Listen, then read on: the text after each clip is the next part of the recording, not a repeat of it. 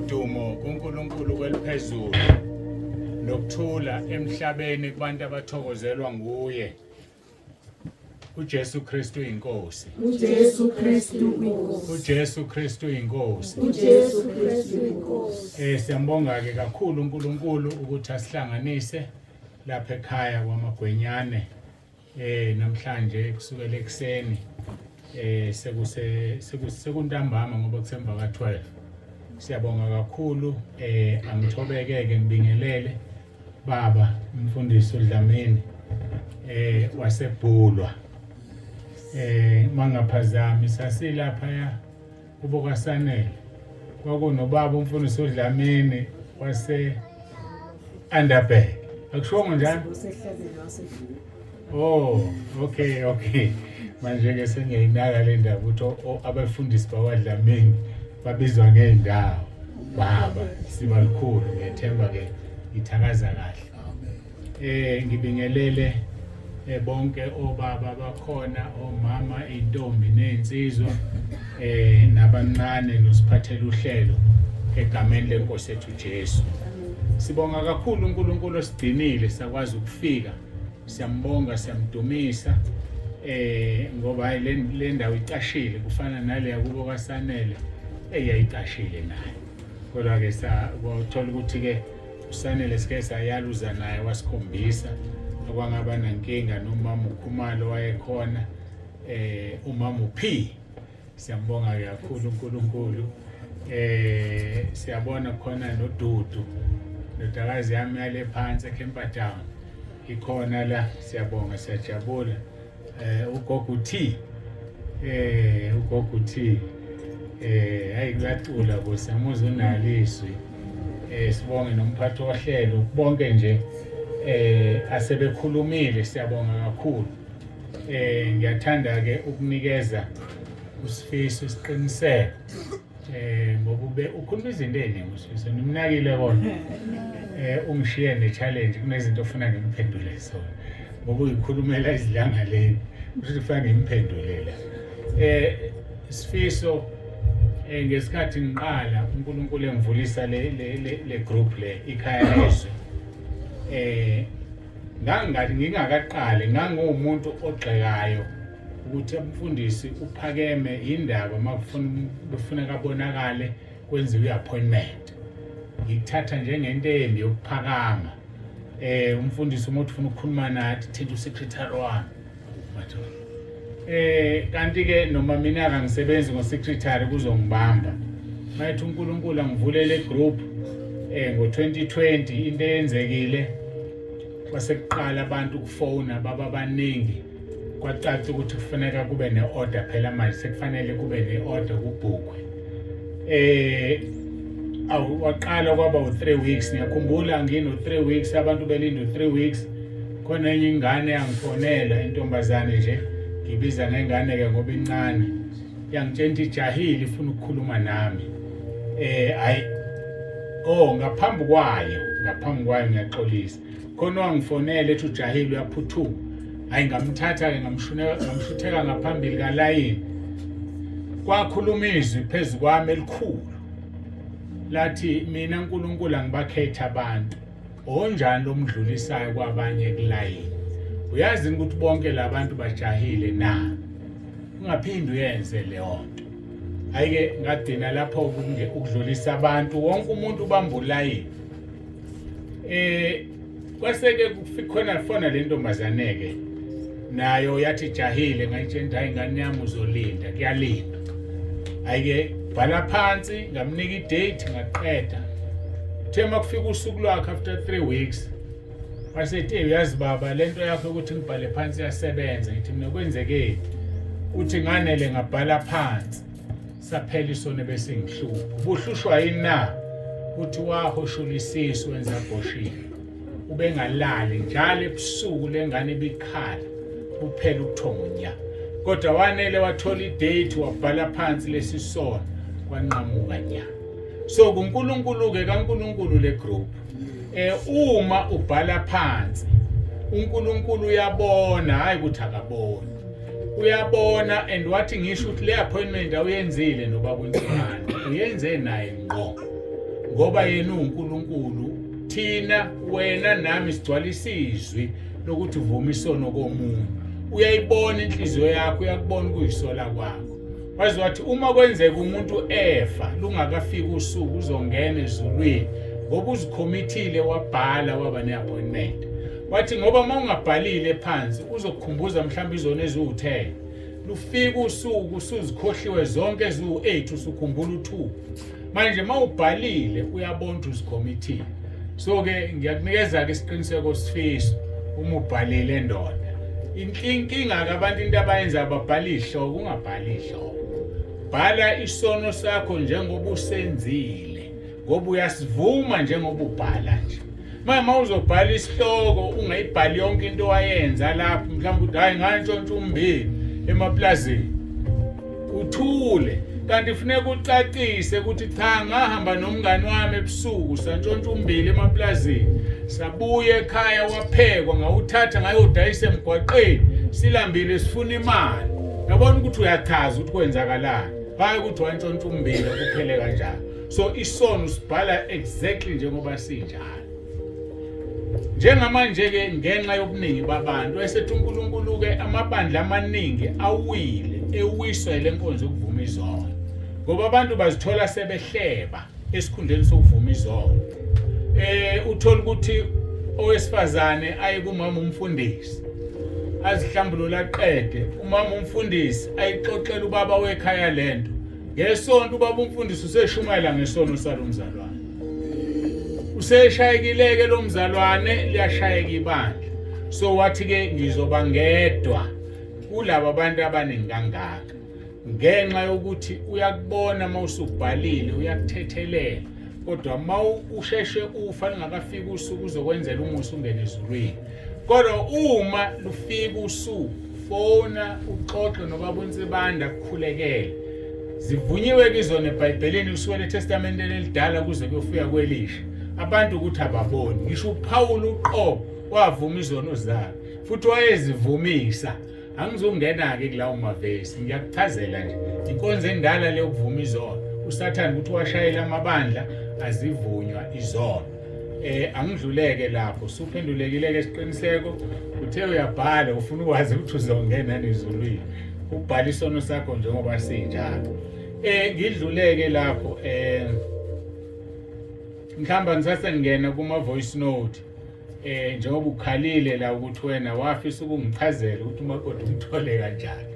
Inkinga yami enginayo njengoba ngiye ngisho ngithi ngitshela uJesu ezongena eJerusalem wathuma abafundi wathi nizofika itholo lembongolo liboshiwe lithukulule mabenibuza abanikazi balo nithi inkosi yalidinga.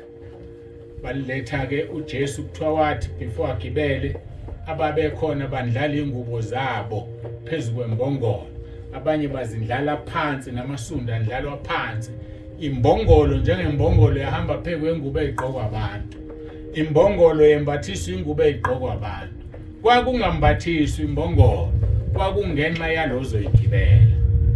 Manje kuNkulunkulu ngisizile ngoba izingene sengikulona abaningi abefundisi bayashayeka, bashaywe impakamo. So indlela ke nami uNkulunkulu angisize ngayo ngisha uSathane ngizibize ngembongolo egitshela.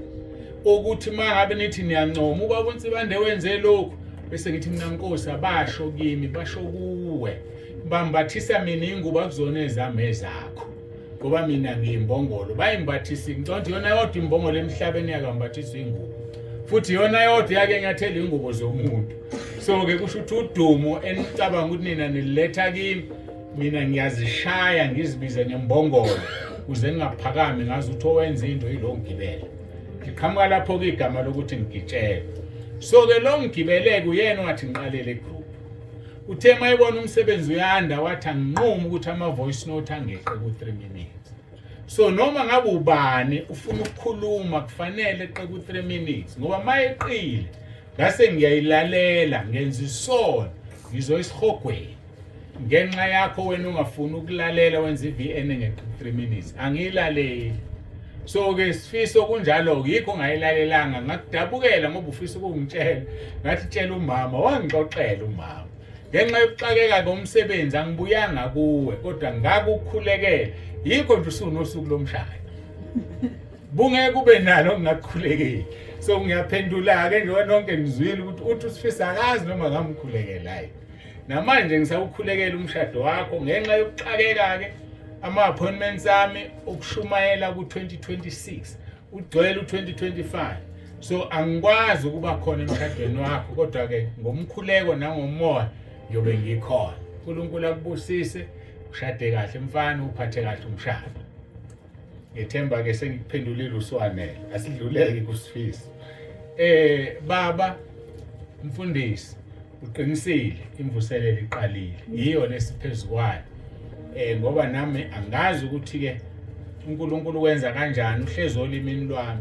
ngizithola ngishumayela ngize ngiqeda ngingakaze ngiliphathe igama lebandla ngoba ngisashumayela ibandla ngishumayela uKristu ebethelwe esiphambanweni ukuthi sonke singamabandla ahlukene asimkhonzeni simlindele usezobuya so-ke imvuselelo le engafani neyenziwa yithi sibona ngoba umuntu ahambe ebeka amatende yonke indawo kodwa ngendlela yakhe usebenza ngayo i-social media igroup isinabantu abangaphezulu ka-7,000 indlela abaningi ngayo uma uthatha nje ngokobuntu ngcono kwebaba umfundisi umfundisi ibandla nje linabantu abawu-100 liyinkinga ukuliphatha bayinkinga laba bantu baney'nkinga zabo abazwani bayaxabana bayazondana ukuthi nami kumenejeka kanjani abantu abangaphezulu ka-7,000 ingoba akusilona igroup yami kaNkulunkulu kuthule kuquiet akuxatshanwa bayazi abakhona ngaphakathi egroupini so-ke yingakho-ke ngigcizelele ukuthi akusiyona eyami igroup nami ngishayelwa imithetho okungafanele kodwa sikuyimvuselelo sinabafundisi aba-over 600 egroupini abanye bafaka amabandla abo phakathi abanye abefundisi bangeniswa amabandla umzalwane efakiwe athe umfundisi wami awulalele la uke wangihlekisa komunye kulezi insukwane ezidlule ethi ubizwe umfundisi usafuna kamchazele kahle ngalo baba uNsibande ethi hawu sengiyahlola sengihambe ngihlola ngefakile ngoba manje uNkulunkulu ungenile uyasebenza manje abantu babuka le ndoda ayisebenzisayo kanti fanele badlule kiyo yimbongolo nje mina ababuke lo mgibeli wayo lungezi kimudumo babuke yena ngidluleke bengidlulisa nje ukuyigcizelela imvuselelo bafowethu sikuye ngqo imvuselelo siyazizwa izigi inkosi uJesu siyabuya uma ingakafiki kodwa thina izolokhu isilanda nga-1 sibe nabantu abalungile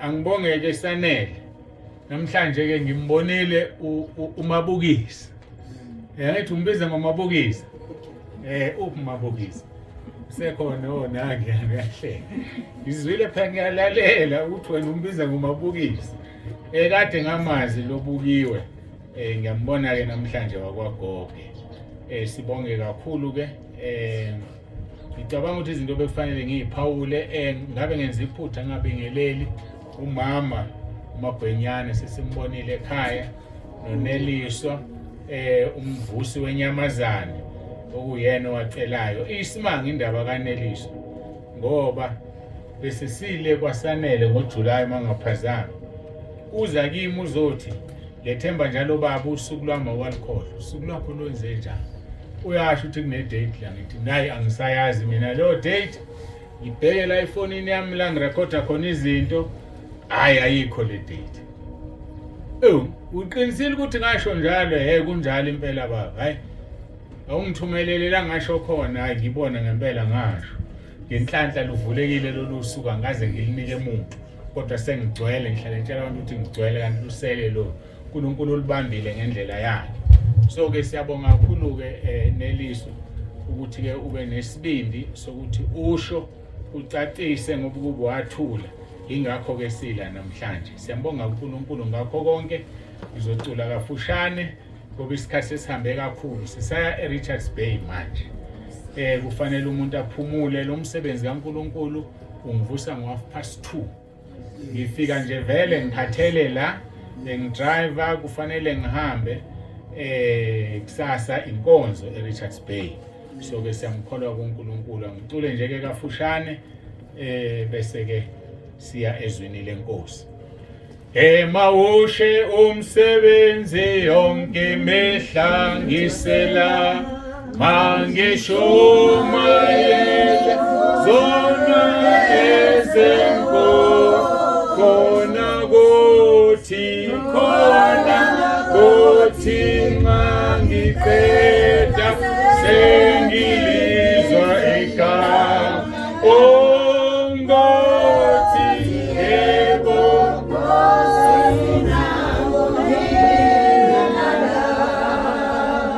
angithandaze siyezwini ngiyacabanga ukuthi asilazi kahle lisetilongweni ngicela ukukhulela.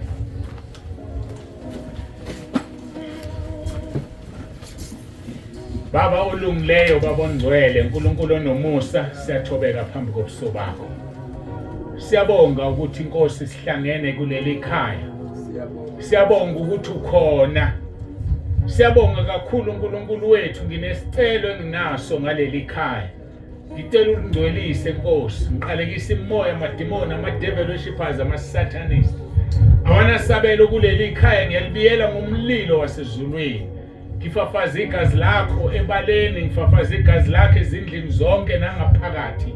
Ngithi ngegama elinamandla lenkosi yethu Jesu Kristu phezulu kwaleli khaya, sithi uJesu Kristu inkosi. Ngiyakhuleka uNkulunkulu wami, biyela umama nezingane zakhe. Uyasho ukuthi ubaba wekhaya usahamba wagoduka weza kuwe, kodwa wabashiya wabatshela ukuthi abangasuki kuwe, wabanika isinkwa sokuphila.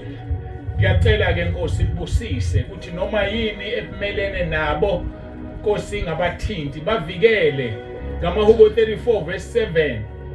Othe ingelosi yakhe yamisa nxa zonke kwababesabayo ibakhulule. Bavikele uNkulunkulu onomusa ngamaHubo 17 verse 8. Othe umuntu umvikele njengenhlamvu yeso lakho. Bavikele Nkosi ngamaHubo 139 verse 5. Othe umuntu wakho yamzungeza ngemuva nangaphambili ubeka isandla sakho phezu kwakhe.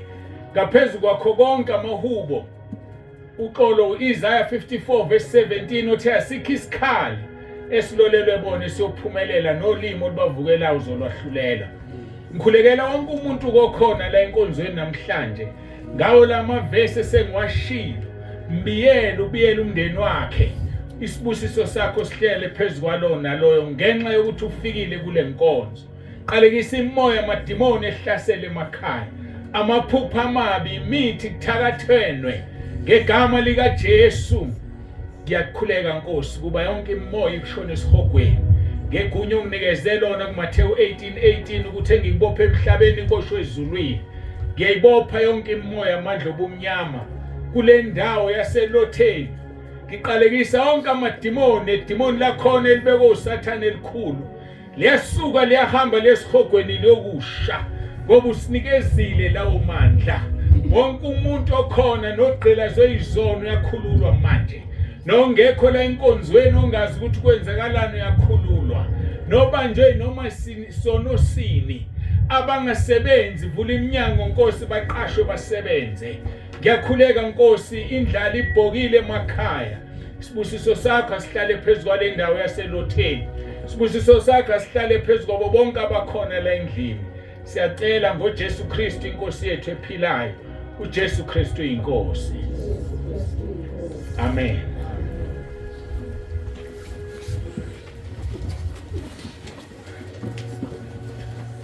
Siyambonga uNkulunkulu wethu. Sisenkonzweni ke yokubonga. Usho njalo uNeliswa wathi ubonga uNkulunkulu nomkhuleko esengwenzile owesicelo sakhe. Bengeke ke nonke ngimshiye ngaphandle. Wonke umuntu okhona la ngimfakile emkhulekweni. Sibikho ngithi ke uNkulunkulu awubusise lo mndeni ngoba isibusiso awusicelelanga, awubacelelanga bona bodwa, kodwa sehlele kuona wonke umuntu okhona la. Sizovula ke izwi lenkosi esizolithola kwiziKronike zokuqala isahluko seshumi nesithupha ivesi elilodwa nje 34. iziKronike chapter 16 verse 34.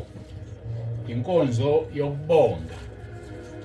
Le nkonzo ke yokubonga ingupart 2 wenkonzo yokubonga esasiyenze ekuphumuleni ngomhla ka-24 ku-August kuwo lo nyaka. Upart 2 ke wayo le ngoba inkonzo ezifanayo abazalwane abazicelile bafisa ukubonga uNkulunkulu. Sizofunda ke izikronike chapter 16 zokuqala uverse 34. Kufundeka ke kanje: Bongani uJehova ngokuba muhle, ngokuba umusa wakhe umiphakade. uNkulunkulu makabusise ukufunda kwezwi lakhe. Bongani uJehova ngokuba muhle, ngokuba umusa wakhe umiphakade. Lapha ke siyatshelwa ukuthi masimbonge uJehova. Asicelwa, asibuzwa, siyatshelwa. Lento kuthiwa instruction. Ake ngibe nombuzo nje, wagcina nini wena ukumbonga uJehova njengoba balapha ekhaya kwaMagwenyane benze inkonzo yokumbonga? Sewake wambonga nje uNkulunkulu empilweni yakho ngezinto akwenzele zona? La endlini mangibuka sonke sigqokile, sibahle. Ngiyakholelwa ukuthi sonke sidlile. Yebo asilingani njengeminwe le, abanye bame kahle abanye abamanga kahle. Kodwa akekho ngathi akanayo into yokubonga uNkulunkulu angambonga ngayo. Usuke wambonga nje uNkulunkulu na. Uma wake wambonga wagcina nini? uNkulunkulu ke ufuna ukubongwa. uNkulunkulu ufuna ngaso sonke isikhathi umnikeze udumo. Uma umnikeze udumo uNkulunkulu ukwenzela izinto ezinhle. Uma ungambongi njengoNkulunkulu, njengomdali wakho, ufunda amaRoma chapter 1 qale lapha ku26 uzoza izinto ezenzeka khona. Uma ungambongi uNkulunkulu unikela inhliziyo yakho ekungcoleni. Uma ungambongi uNkulunkulu ukunika unembezo obuthuntu ongakwazi ukuhlukanisa okuhle nokubi. Izinto ezibhalwe lapha zingamahlazo. Uthi mawungambongi yena uyakunikela lento esiyibona igcwele bethi abantu bazalwe benje bekhuluma iphutha. Owesilisa akhanukela omunye wesilisa, owesifazana akhanukela omunye wesifazana. Izaselonto ungambongi uNkulunkulu. Lazi into ubala kahle ukuthi ngiyabonga kunemphumela ebuhlungu. Funda abaseRoma chapter 1 qale ku26 uzozo.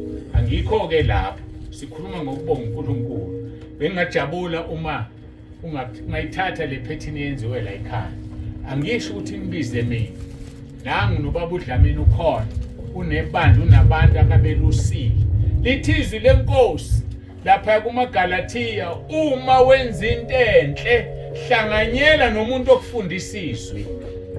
Okungukuthi mawune birthday yengane ekhaya biza umfundisi wakho phela.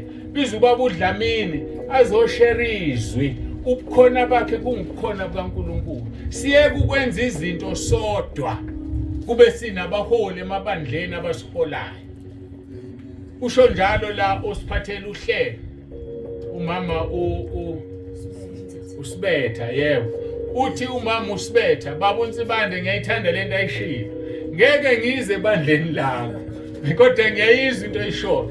Inhloso yiyo le, angizili ukuzodiliza amabandla. Angibafuna abantu abaphuma emabandleni beze la. Khanya lapho ukhona mase kuneqiniso litholile lishare nabazalwana abasebandleni, ngoba uzoma phambi kaNkulunkulu afuna igazi lalabo abazalwane kuwe. Athi wawusekhaya lezwi wena bona bengekho wafunda lokhu nalokhu nalokhu, awubatshelanga ngani? Ngezwe uma ubatshela bexosha bethuzana ezifundisa ezingalungile, mawusuqoshiweke izwi lenkosi kuSamuel chapter 2 verse 14, chapter 14 verse 4. Samuel wesibili chapter 14 verse 14 uthi angikuchitha ukuphila ngiqamba amasu kuba umxoshwa ngabe umxoshwa kimi. Mawusuqoshiweke usungeza ke ebandleni engikulola. Kodwa ungaxoshiwe nje cha, basitshala okuzwile ukuthi kuyaphilisa baphilise nabanye ngoba igazi lalabazalwane okhonza nabo lizobuzwa kuwena. Ngakho-ke ngiyambonga kakhulu umphathi wohlelo ukhuluma amazwi mhlambe bengizohamba ngingakushilo la. Ngiyazi-ke ngikhuluma nabantu abaningi nizibona nibangakani netendeni ilo 7,000 kanye nesingabazi abaku-YouTube abazoyibuka le nkonzo bayilalele. So ngiyaliqinisa angizizile ukuzodiliza amabandla. Umuntu akahlale ebandleni akakulona but iqinisa akaluzwile kade engalazi indawo akalifake ebandleni ngomoya omuhle hayi moya oxabana. Biza inceko eniholayo ibizele eceleni baba mfundisi ezwini le ungasho ukuthi ubaba uNtsibanda uthe ngoba akekho umuntu nawe nje emzini wakho ngeke kube mnandi ifika ingane yakho ithi lapha yakwaDlamini benze nje nami ngicela sikwenze uzotshela khona kwaDlamini yabo akukhona kwaDlamini kodwa khuluma ngezwi ezwini kuthiwa siguqe masikhuleka. Ngiyalinganisa ngalokho yini lapha ekhaya baba singaguqi masikhuleka na yabona ukuthi uza nomqondo omuhle usumshene homework umfundisi usezovulizwa afunde uNkulunkulu akhulume naye athi cha mzalwane uyangisiza ake siguqeni. Kona mawuqhamuka ukuthi ngithola ukuthi asikwenze ngani ukuthi akekho umuntu ozovuka. So asihloniphe abafundisi bethu sihloniphe abaholi bethu. Musu introduce into uzofakaza tshela bazalwane first guqe bani kunomholi la khuluma naye ngasese kube uyena introducer into ebandleni. Ngiyethemba sayizwa lokho asidluleke lapho. Ngikhuluma ngokuthi ke wagcina nini ukumbonga uNkulunkulu. uNkulunkulu ufuna ukubonga izwi lenkosi abaseThesalonika yabokuqala chapter 5 verse 16 kuya 18 lithi thokozani njalo khulekani ningaphezi kukho konke bongani ngokuba lokhu kuyintando kaNkulunkulu kuKristu Jesu ngani. So kukho konke ohlangabezana nakho mbonga uNkulunkulu ngoba kuyintando yakhe. Uhlangabezana nesifo mbonga uNkulunkulu ngoba ngelinye ilanga uJohn chapter 9 bambuza uJesu abafundi bathi lo nkosi njobe ezalwe ngaboni kungenxa yakhe noma abazali bakhe. Bathi uJesu akuyona inxa yakhe akuyona abazali bakhe kungenxa ukuthi ufuna ukukhonjiswa inkazimulo. So izimo esingena kuzo uNkulunkulu ufuna ukuzikhazimulisa. Sike kukhulunyweke abadumisi bayathanda ukwenza leli phutha bathi asidumiseni uNkulunkulu uyathanda uNkulunkulu ukwenza yonke into kodwa akakwazi ukuzidumisa. Iphutha le uNkulunkulu uyakwazi ukuzidumisa ngoba ngaleso sikhathi ezalwe ngaboni lo impunkuthi wayezidumise ngoba uJesu waxova udaka umtshentha kawugeza isilowama wavuleka amehlo. So uNkulunkulu ngezinto asifaka kuzo uyazidumisa. Phela ufuna thina sikhuleke sibize igama lakhe abese enza. So singalingi sithi uNkulunkulu wenza konke akakwazi ukuzidumisa. Iphutha lelo siqamba amanga uyosijezisa ngelinye ilanga kodwa usuyazi ke manje. So kukho konke ke simbonga uNkulunkulu maye kwephuca ubaba wekhaya mbonge ngoba kunesizathu akuphucela sona. uNkulunkulu mayekuphuca ingane yakho kade uthi uzongcwatshwa yiyona mbonge ngoba uyazi yena futhi okokuqala bekungesiyona yakho lengane.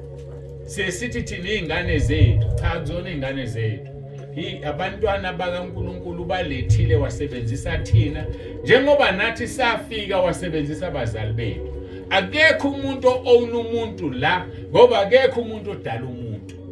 Ngisho ibandla ngengisho anginalo ibandla mina ngoba ukhona walifela ibandla elingelakhe mina ngisebenzi angangixosha noma yinini mangawenza umsebenzi ngendlela. So ke kusimele ukuthokoza njalo sikhuleke singaphezi bese siyambonga uNkulunkulu ngakho konke sihlangana nakho ngoba kuyintando yakhe kuKristu Jesu. Ivesi esilifundileke linezizathu ezimbili ezidala ukuthi kungani kufanele simbonge uJehova.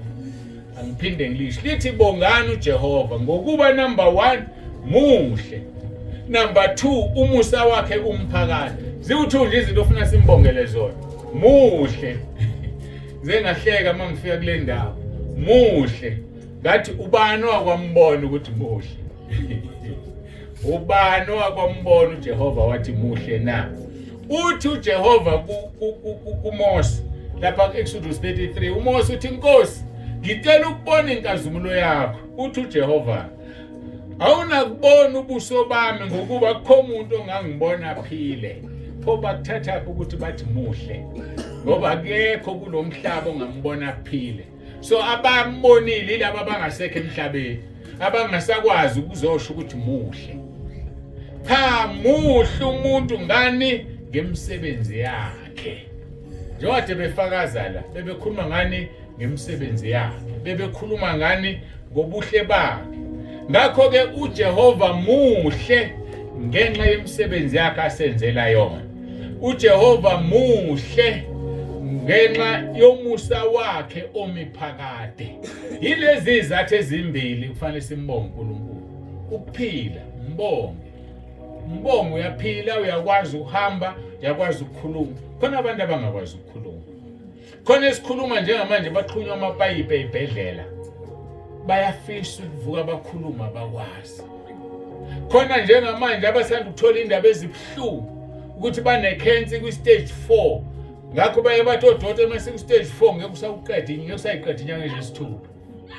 Wena mangathi usalelo 6 months manje ukuthi ufu ngenze njani?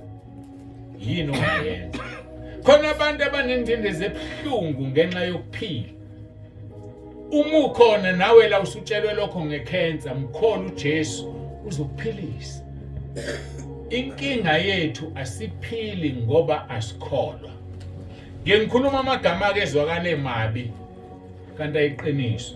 uJesu ehamba emhlabeni akakaze aphilise umuntu. Ngiyazi aphilise umuntu.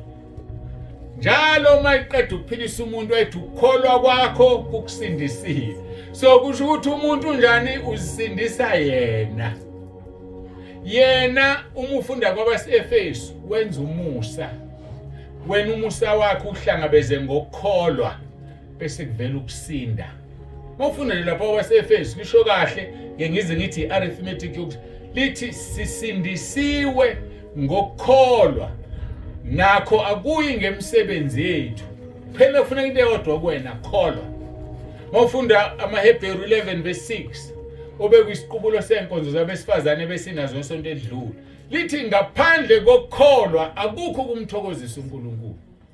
uNkulunkulu uthokozisa ukuthi yakholwa. Bese lichaza lithi uNkulunkulu ufuna ukuthi umuntu oza kuye akholwe ukuthi ukhona. Into yokuqala leyo.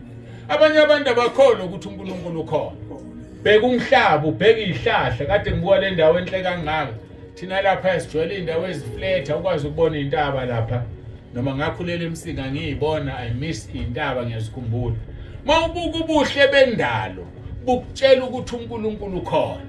Uthi usidale ngomfanekiso wakhe. Uma ngibuka wena ubuka mina ngimla, ubona ukuthi uNkulunkulu unjani ngoba usidale ngomfanekiso wakhe. So ke simelwe ukuthi sikholwe ukuthi ukhona. Number 2, ungumvuzi walabo abamfunayo. Hayi mongamfuna akakwenzela lutho, mfune uzokwenzela izinto. Athi kuMathewu 6:33, funani kuqala umbuso kaNkulunkulu nokulunga kwakhe, konke okunye kuzonezelwa kunini.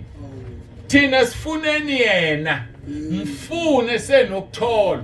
Umbize seseduze usho njalo uIsaya. Omubi eshiya imicabango yakhe emibi nendlela zakhe ezimbi. uNkulunkulu uyokwenza ukuthethelelwa kube kukhulu. Akukhulu nje ukuthethelelwa ngoba simthokozisi ngokukholwa. Ngakho kubiza ukuthi ukholwa. uJesu ehamba emhlabeni uphilisa abantu ngokukholwa kwabo. Khumbule lo mama wayesenomopho iminyaka ewu12. Wazihlalele yedwa wathatha isinqumo. Wathi angifuni ukuvela, nginehlazo. Ngakho uma ngithinta umphetho wakhe ngizosinda. Wathubeleza phakathi kwabantu obamba umphetho wakhe. uJesu wezwa amandla esuka. Wathi ubani ongithintile? Ubani bathi abafundi enganisibaningi nje isiqoku siyakuthinta. Wathi cha, ukhona ongithintile. Mangilalela kusele nje uthatha ukhona ongithinte ngokholo. Ngoba kufanele simthinte ngokholo. Uthi mayesephilisa umuntu ukukholwa kwakhe ukukusindisile. Ake simthinteni uJesu ngokukholwa. Ayikho into angeke asenzele yona. Matthew 21 verse 22 uthi noma yini niyakuyicela nikholwa niyakuyenzelwa. Thina okwethu asize nento yokubala kabi ukukholwa. Kholwa ukuthi ukhona. Ungumvuzi walabo abamfunayo usuqedile. Hayi yazi ukuthi uqedile. Yena uzokwenza umsebenzi onjani osele. Noma ngabe ulambila unakudla kholwa. Noma ngabe awunamsebenzi uhlezi ufuna umsebenzi kholwa. Uyazi yalula le ndaba. Nebona ukuthi ilula. Ngakho ke masimbonga uNkulunkulu ngenxa yemisebenzi yakhe emihle, muhle nomusa wakhe umi kuze kube phakade. Ingakho ke kufanele simbonge uNkulunkulu. Into ke semqoka ziningi indlela zokumbonga. Ziningi indlela emangalisayo. Kodwa khona lelula engabizi imali. Yazi khona engabizi imali. Yazi thina ababudlamini siyalingeka sithanda imali. Sibabiza imali abezalwane. Ngeke ngakhuza abanye ngoba lento ivele ibe umoya. Ethi umzalwane ngiyanikela lamfundisi ngale mali engaka. Ngifuna ingane yami ithola umsebenzi. Omunye ngiyanikela mfundisi ngemali engaka ngifuna kwenze ukuthi. Athi mnye angiliphethe lelo vangeli. uNkulunkulu akathengwa ngemali. Asinikeleli ukuthola izinto ngoba phela kusho ukuthi uyamthenga. Nansi into okufanele uyenze ukuze uthole izinto uNkulunkulu engizokutshela yona, hayi ngemali. Imali usuke uyikhipha uyinikelela ukuthi uyabonga ngoba ukwenzela izinto. Usho njalo uJakobe, uthi uJakobe lapha ebalekela umfowabo uEsawu, Jehova, uma ngilondolozile kwindlela yami yonke, wangipha kokudla nokugqoka, ngiyokunika okweshumi njalo. So masinikela siyabonga sesenzela izinto, asinikeleli ukwenzelwa izinto. Ibhekele into ingaphambana. Musunikela ngoba ufuna ukubusiswa, nikela ngoba ubonga usubusisiwe.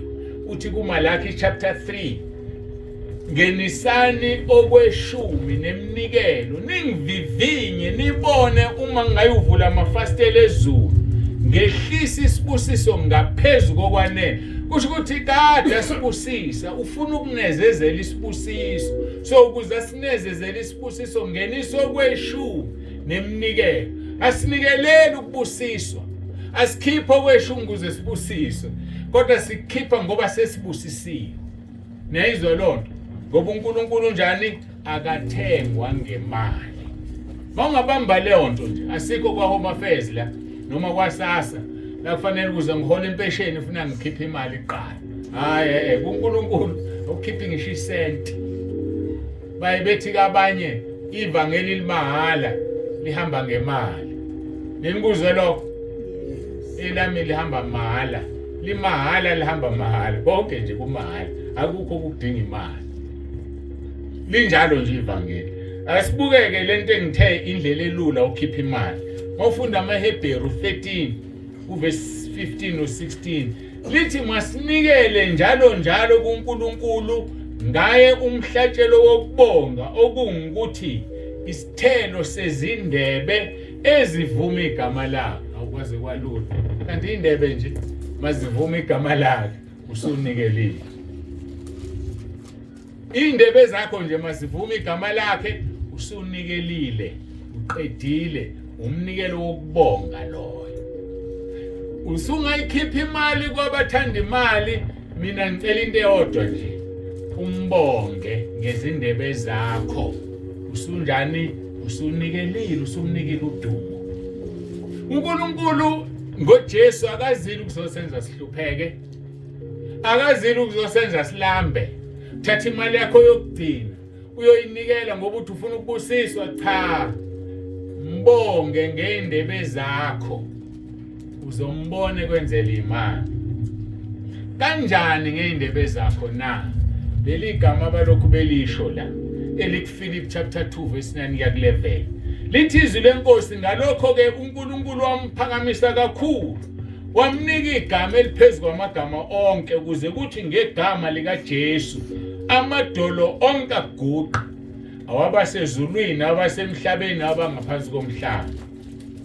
athi uverse 11 nezilimi zonke zivume ngokuthi uJesu Kristu inkosi kube inkazimulo kuNkulunkulu uyise usuqedile ngamanye amagama thana wena uJesu Kristu inkosi lithi iBhayibheli ngokusho lokho uNkulunkulu Baba uthola inkazimulo kwaze kwalula mbonge uthi uJesu Kristu inkosi usuqedile kadake uSathane uzokushaya uthi wena uJesu inkosi cha mawungavula eBhayibhelini lakho libhalwe ngama capital letters ku3 uJesu Kristu uyinkosi ungasho ukuthi uJesu uyinkosi ungasho futhi ukuthi uKristu uyinkosi ushiya uJesu kuyahambisana nje akushiyana ngesikhathi usho njalo uNkulunkulu uJehova Sebawothi uNkulunkulu wamabandla owadala izulu nomhlaba uyathokoza uyajabula ukuthi ubiza igama lendodana yakhe wathi inkosi uthi uJesu kuMathewu 28 verse 18 ngiphiwa amandla ezulwini nasemhlabeni so yilawa amandla kawanikeziwe unikwe igama elingaphezulu kwamagama onke abizwa kulomhlaba nabizwa kwelizayo wena nje thana uJesu Kristu inkosi usuqedile uzombone kwenzela izinto ezinhle so asibe nezindebe ezigcwele isithelo sokumdumisa yabona ukuthi kulula ngisho ngene emotweni ngene eTaxini uma isimo singakuvumeli ngasho ngisho nangenhliziyo ukuthi mangigibela ukuthi uJesu Kristu uyinkosi yoze ukubona isimanga kwenzeka ingozi niphume niphila nonke kanti wena othe uJesu Kristu uyinkosi abaleka amademoni ayabaleka amademoni babudlamini wokuyizamela into ngiyakutshela besijayele thina sonke sithi masikhiphe idemoni ngegama lika Jesu phuma ngegama lithi ukuzabazabalaza liphuma hayi mawuthe uJesu Kristu inkosi alixoxe ngisho ukuxoxa usho kanye uthi phezukwalo mzimba uJesu Kristu inkosi lithi ngiyasha usho kwesibili lithi sengiyahamba linzima kabi leli gama ku3 nje uJesu Kristu inkosi mawungafunda leyo nto ngisho ugula uthi uJesu Kristu inkosi ukufa kubaleke isifo sisuke isifo sifana nomuntu siyaphila siyezwe sinezindlebe ukufa mawufunda abaseRoma 5 verse 12 kuthiwa isono singakabikho ezweni kwakungekho ukufa isono sangena ngokufa njalo ukufa kwangena ngesono kubo bonke abantu abenza iseqo esifana nesika Adam nesingafani nabo so uma wona uthola ukugula ingakho ke ethu Jesu lo ozalwe impumputhi akusono sakhe ngoba sizalelwe esonweni ngoba abazali bethu bawa oAdam noEva sizalelwe esonweni ingakho ke sibanjwa izifo sibanjwa yonke lento kodwa mawusitshela nje isifo uthi kufa suka kimi uJesu Kristu inkosi siyasuka lapha besikhona silele khona besitshela omunye umlungu lapha ya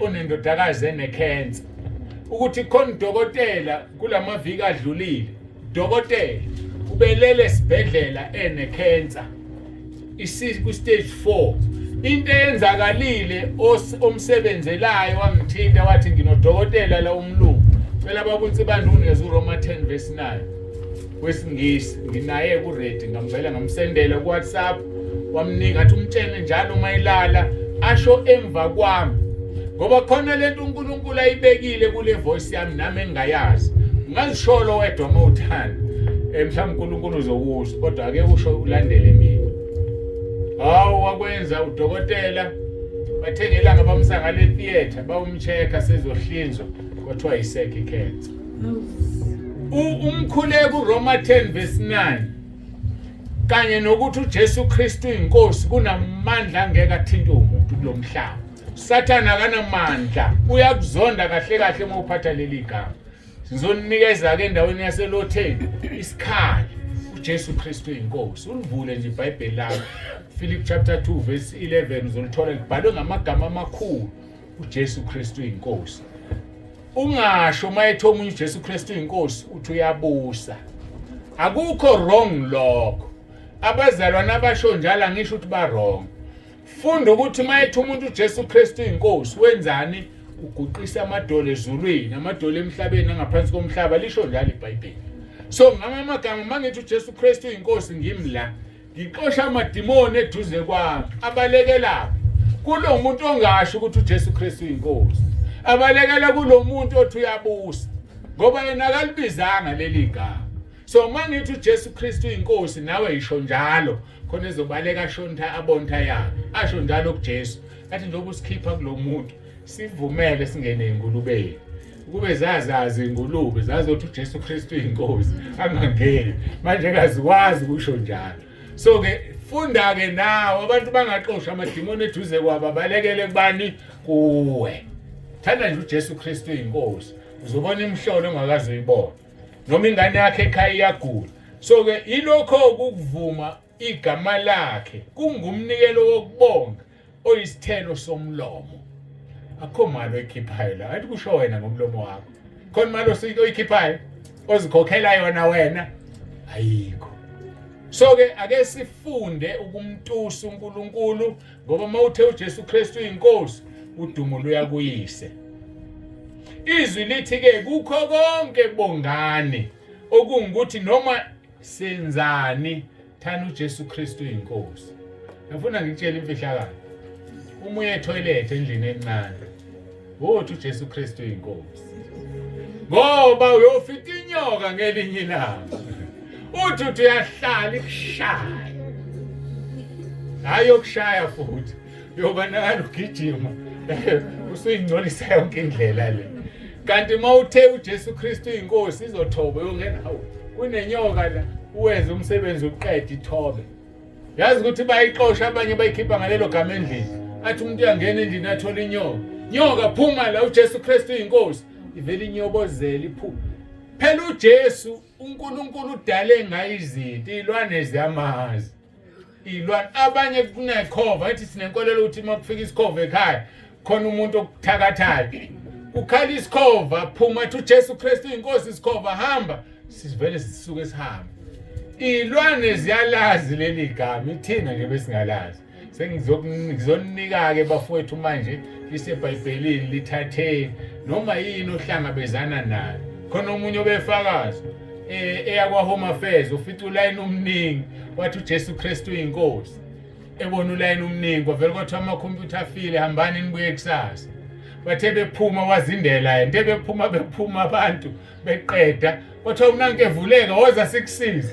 Ngoba uJesu Kristu inkosi uxosha abantu. Wangena akangenelanga isizulu, kodwa ungenelile. Efaka ubani? uJesu Kristu inkosi. Hayi mina ngiyakutshela ngisho kufa imoto babiza leli gama imoto ifile isinde. Ifriji lifile livele lathula nya usacanga uzolisapho ukhuluma ukuthi uJesu Kristu inkosi. Abanye bafrizelwa amafriji njalo ngiqondo amafoni. Ifreeze ifoni ufuna ukusebenza ufuna ukulalela inkonzo bayitshela uNkulunkulu le foni ngilalela inkonzo zikaba umtsibanda angisayitholi manje. Jesu Kristu inkosi foni ayicindezeli vele ikhanya ivuleke. Hayibo ake nizame lento. Angikhulumi inganekwane ngimdala mangengaka. Ngeke ngizomxoxela inganekwane lothe nibadala kabi manibangani. So ke siyambonga kuNkulunkulu wethu ngenxa yemisebenzi yakhe. Angithi lithi izwe silifundile. Bongani uJehova ngokuba muhle, ngokuba umusa wakhe umphakade. Ngisanitshela imisebenzi yakhe ngegama lakhe. Asimbongeni kuNkulunkulu. Mawufunda uNahum chapter 1 verse 7 lithi izwi lenkosi uJehova muhle, uyinqaba ngosuku lwenhlupheko, uyabaza abaphephela kuyena. Linkinga lelizwe abantu ngendlela abalithanda ngayo bagijimela le ndawo. Jehova uyinqaba ngosuku lwenhlupheko, abakufuni lokho kugcina ukuthi uyabaza abaphephela kuyena. uJehova akasizi noma ubani, usiza abaphephela kuyena. Uyabaza abaphephela kuyena. Abaphephela kuyena abanjani? Ababiza igama lakhe. So ke akasizi noma ubani. Bayaqhamuka abanye abantu bamtsibande ngicela umkhuleko, ingane yami ayisebenzi. Bese ngiyabuza ingane yakhe isindisiwe na? Cha ayisindisiwe. Pho manje uzoyisiza kanjani uNkulunkulu ngoba ayisindisiwe? Uyabaza abaphephela kuyena. bese ngithi thandazisa ingane yakho Roma 10 verse 9. Waphela akekho somlahlela ngaphandle ngoba nakhe engasindisiwe. Ithandaza ingane Roma 10 verse 9. Abanye alipheli ngisho isonto isiyabizwa ihambe yosebenza. Ngoba usiza abanjani abazana naye. uRoma 10 verse 9 wenza sazane noNkulunkulu. Ngoba uverse 10 wakhona uthi uma uvume ngomlomo ukuthi uJesu uyinkosi uyasindiswa. Bese ukholwa ngenhliziyo ukuthi uNkulunkulu wavusa uJesu kwabafileyo kuba ukulunga kuwo. Hayi ukulunga kwemvelo, ukulunga okuqhamuka ngokukholwa egameni lenkosi uJesu. So ke uJehova muhle, uyinqaba ngosuku lokuhlupheka. Kodwa uyabaza abanjani abaphephela kuye. So hlala unaleyo nto, ungaveli uthi hayi ngithemba uJehova mina uzongisiza. Kusho ubhukude ezonweni. Uzokusiza kanjani? Ngoba uIsaiah 59 uthi isandla sakhe asifinyeziwe ukusindisa. Nendlebe yakhe inzima ukuzwa kodwa ububi bethu obusahlukanisa naye. Uyathanda ukukusiza uqakwe ububi bakho. So susudonga, susisono, uvuma isono, udiliza udonga. Ilula lento uma ulalela indaba kaAdam. uNkulunkulu wayehlala evakashela uAdam njalo ntambama ensimini. uAdam esedlile kulesithelo nomkakhe, bayabaleka, bayasaba, bayasuka endaweni yakhe. Noma usudla isono uyagudluka endaweni yakhe. Athi uMshumayeli 10 verse 4, noma umoya wombuso ukuvukela ungayishiya indawo yakho. Hayi-ke basuka uAdam bayocasha benze ngamahlamvu iphuku bazibona bahambayo. Lithi izwi wafika uJehova wathi Adam uphi na? Engakaphendula uAdam uthi udlile yini kulowo muthi? Okungukuthi njengoNkulunkulu wayembona uAdam hayi ukuthi wayengamboni. Kodwa wayethi mayembheka abona isono. Yikho ethi Isaiah 59 isandla sakhe asifinyeziwe ukusindisa nendlebe yakhe inzima ukuzwa. Ububi bethu obusahluka hayi ukuthi akasiboni, uyasibona. Kodwa uthi mayekubheka abona isono sakho ovuka kuso uvuka emkipitweni lo ngizomsiza ngimthini mina. Ukipitile phela lo. Usikipita ngethempeli lami. Yabo. So ufuna sivume izono zethu sidilize udonga kuqala bese uyazithola izinto zasezulwini. Ngeke uzithole ngoba uvinjwe yini udonga lwesono. Siqala ukona sibancane sinofoyela, ntshontsha ushukela, phika into yenzile, ubulala isitsha kuthiwa ubani uthi hayi angimazi. Khona kuzoshaywa ezinye izingane. Ziqala lapha izono. Udlala umacashelana nabazala bakho nomfowenu noma nodadewenu. Ziqala lapha izono ezidala ukuthi kube udonga. Ziyavunywa izono. Uhlukane nazo. Uzubumnandi bokungena kaNkulunkulu kuwena. Uzubumnandi bokuphila noJesu.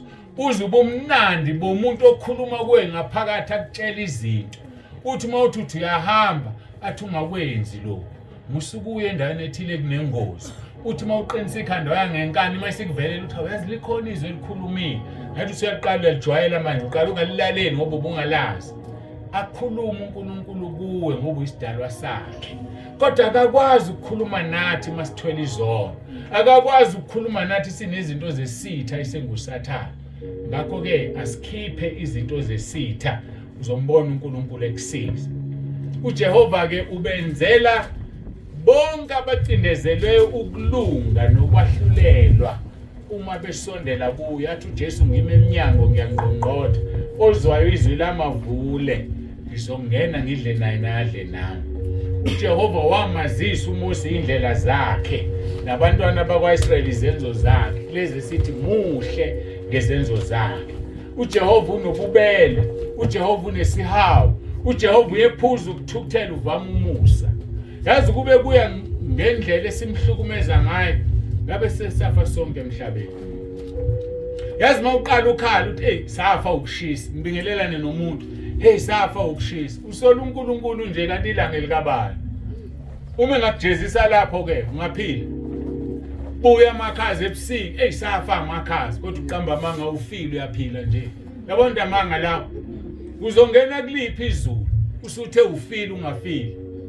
Asigade izinto esikhulumayo. uJehova ke unobubele, unesihawu. Uyephuza ukuthuthela uvama umusa. Akathethi njalo futhi akagcini intukuthelo yakhe kuze kube phakade. masiza kuye uyasixolela. 1 John chapter 1 qala lapha ku verse 7 lithi uma sinenhlanganyelo omunye nomunye negazi lakhe liyasihlanza kukho konke ukungcola. Uma sizivuma izono zethu uthembekile ulungile kuba sithethelele kukho konke ukungalungi. Kodwa masithi asinasono siyazikhohlisa neqinisa likho kithi. Akekho umuntu ongenaso isono, kodwa isono siyavunywa. Mawufuna ubudlelwano noNkulunkulu vuma izono zakho uhlukane nazo. Izaga 28 verse 13 lithi ofihla iziphambeko zakhe akayikuphumelela, kodwa ozivumayo azishiye uzothola umusa. Umusa uthola nini? Mawuvuma isono sakho usishiye. uJehova akasiphathi njengokufanele izono zethu, akasivuzi njengokwamacala ethu. Umfana mhlawumbe wafika la ekhaya ngiyalinganisa wantshontsha okuthize la, mawuphinda umbona umhlangana naye underbag iyavuka leyo nzondo, nangu lo mfana lo wenza ukuthi. uNkulunkulu mawusuzivumile isono akasiphathi njengokufanele izono zethu, akasivuzi njengokwamacala ethu. uNkulunkulu onomusa, uNkulunkulu onesihawu. Lithi iBhayibheli uyakwazi ukubunja kwethu ukuthi siwuluthuli. So masiwuthuli siyinto lezovela manje ibuyife. So usenzela umusa, asingadlali ngomusa kaNkulunkulu. Uyasithanda. Lithi izwi lakhe isihogo umlilo udalela uSathane nengilosi zakhe. Akawudalelanga thina, kodwa thina ngokona singamlaleli uNkulunkulu sizodina esihogweni sishe kanye nalo Sathane usonisayo. Ngakho ke insuku zomuntu lithi iBhayibheli zinjengotshani, bona beyakhahlela njengembali yasendle. So insuku zomuntu ziubala ziyadlula nje. Athi kuJobe zifana nefu eliphela lihamba. Thina ke ngekhathi ke singabe busy sisebasha okuhlale nje ubuka ifu. Uma wasusamehla awulilife belila lipha lisekho liphela lihambe ifu.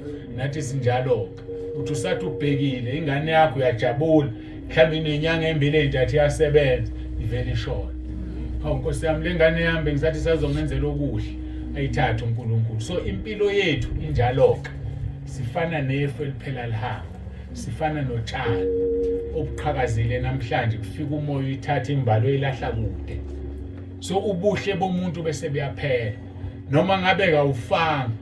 Sikugile manje uma wabona isithombe sami ngisemusha mhlawumbe uthi hey hali yayinhle insizwe zingekhathi zayo, namhlanje akusekho ngoba sinjani siyaguga.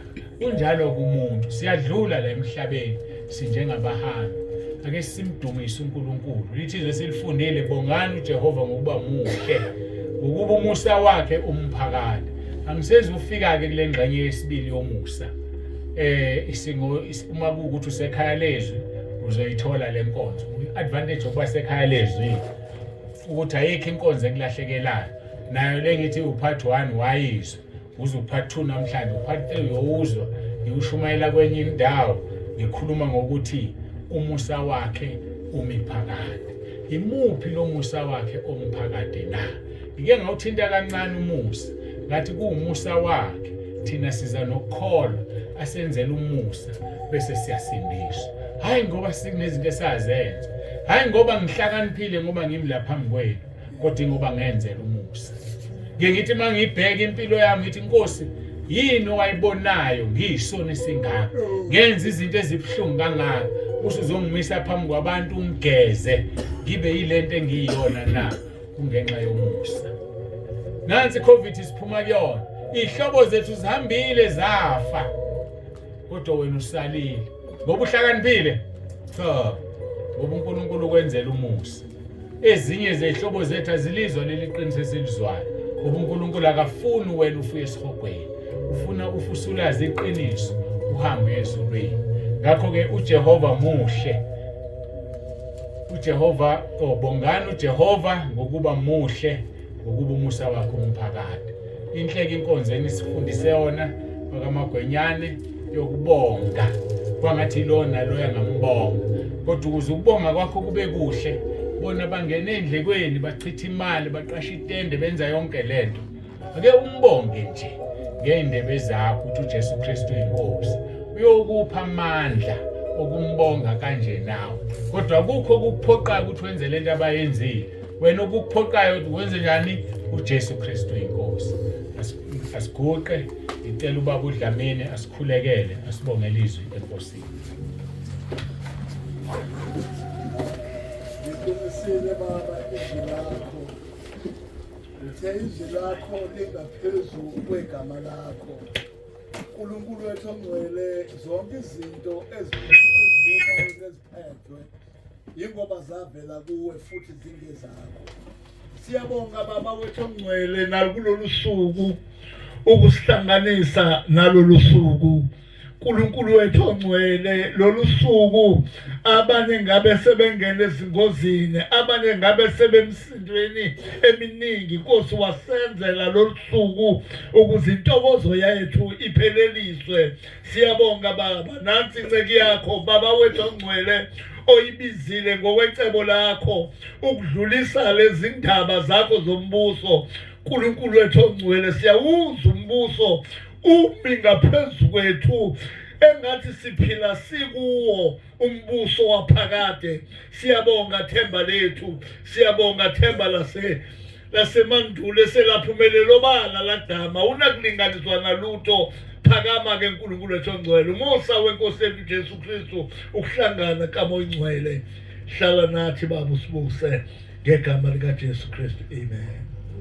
Amen.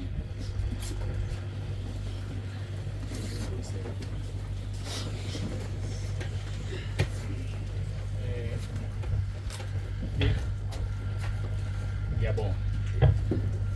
Sengibuyileke kuneyintambo ezishintshwayo ke nisixolele.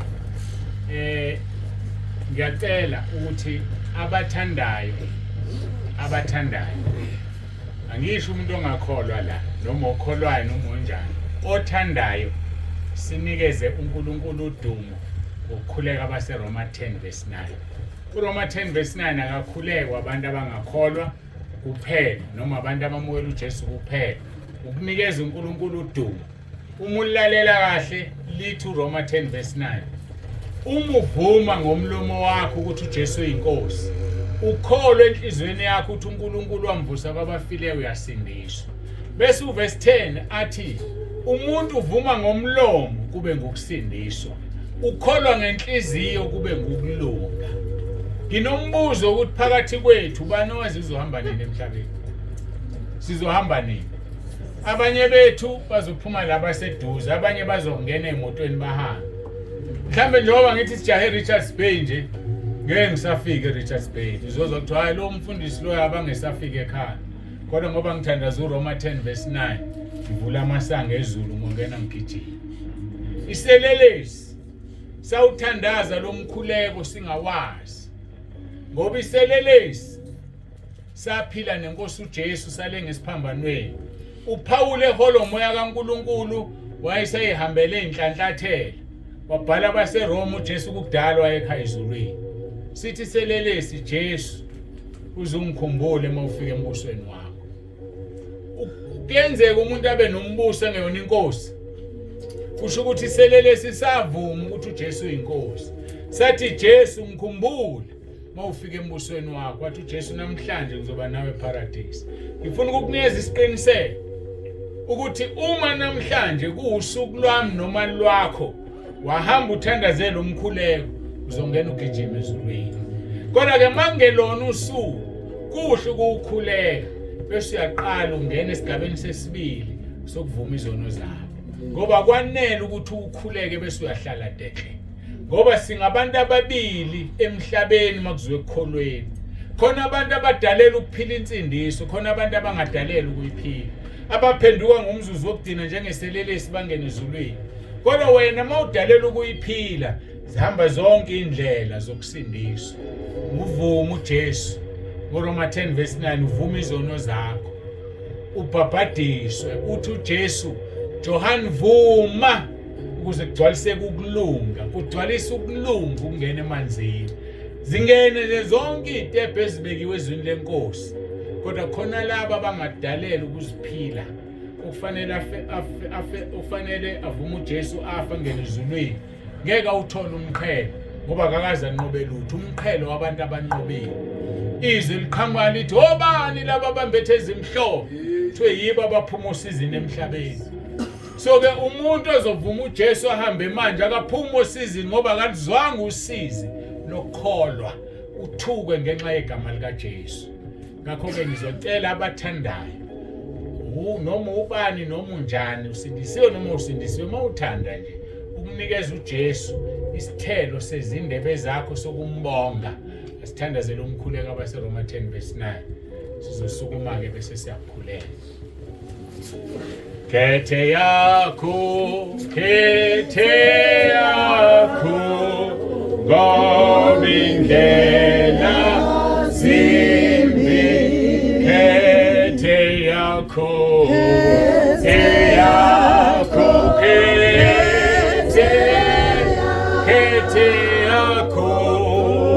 indlela zimbili. Cela siphakamisa izandla nisho ke emva kwami. Nkosi Jesu, ngiyavuma ngomlomo wami ukuthi uyinkosi. Ngiyakholwa enhlizweni yami ukuthi uNkulunkulu wakuvusa Nkosi Jesu kwabafileyo. Ngiyakhuleka egameni lakho Nkosi Jesu ukuba ungisindise. Usathana ngimfuni, amadimoni angiwafuni. Ngiyacela Nkosi Jesu uphathe impilo yami, ungikhulule emandleni kaSathane, ungilondoloze Nkosi uze ungivuse ngosuku lokugcina. Ngiyabonga egameni lakho Nkosi Jesu. Amen. Ngicela ukukhuleka ke sisamile siphamise izandla. Baba egameni lika Jesu ophilayo, namba abantwana bakho Nkosi sebesilethile kuwe isithelo ngezindebe zabo esivuma igama lakho. Sesishilo Nkosi ukuthi uyinkosi. Sesishilo ukuthi siyakholwa uNkulunkulu ukuthi wayivusa indodana yakho kwabafileyo. Ushilo kuverse 10 wathi uma sikholwa kuba ukulunga. Ngiyathandaza kuba wonke umuntu omile lamanje kube ukulunga okuvela kuwena. Ushilo Nkosi wathi umuntu mayivume ngomlomo uyasindiswa. Ngiyakhuleka Nkosi wenze izwi lakho kulona loyo khona la kube ukusindiswa kwakhe lokhu. Uma kuukuthi isikhathi sifikile mamukele ezulwini ngenxa yezwi lakho ngoba uliphakamisile Nkosi izwi lakho ngaphezulu kwegama lakho. Usho njalo kuMahubo 138. Ngiyacela ke Nkosi wenze umsebenzi. Yenza ke Nkosi izwi lakho Mahubo 103:5 usuthisa ukulangazela komuntu ngokuhle. Ulona loyo thandazile manje suthisa ukulangazela kwakhe ngokuhle sekulomhlaba. Uyazazi izidingo zakhe, uyakwazi akakufunayo. Ngiyacela Nkosi umnikeze kakhulu umlungiselele umqhele wokulunga esewuthole ekhaya ezulwini. uJesu Kristu inkosi. Amen. Siyabonga seningahlala. Ngichazeke la ngiqale khona ukuthi uSathana ngimfuna, amadimoni angiwafuna kukho kuRoma 10. Kodwa ke kufuneka phela ukuthi uma ukade uqomene nensizwa ungasayifuni uyale, angithi. Uyitshenta ngisakufuna. Noma ke insizwa kungajwayelekile insizwa zivele zenze njani, zihoshiphe, ziyahoxa. Azitsheli intombi ukuthi angisakufuna. Make wezwe intombi nje ngayo. Ushibashikekisa abathe uyafona angayiphendula into. Cha, uyatshelwa nje umuntu. Hayi bekusihlanganisile akusekho. So asimtsheleni kuSathane bekukumtshela ukuthi Sathane sikufuna amadimoni akho. Ngakho ke sesiqedile. Uma engabuya manje nje selanda ibandla. Wonke umuntu okhulekile lo mkhuleko uzongena ekhaya ezulwini. Ngoba uyalimela izwi lakhe. Uthi kuJeremiah 1:12 ngiyalilinda izwi lami kuba likwenze ngilithume khona. Ngiyabonga ngiyathobeka. Ngani nonke nifile nabakhona uNkulunkulu anibusise. Umusa weNkosi yethu Jesu Kristu mawuhlale phezulu kwenu nonke azabuye uJesu alanda ibandla lakhe. Ukuthula kweNkosi makube nani. uJesu Kristu inkosi. Uyisela kumphathi wohlelo ke ngiyabonga.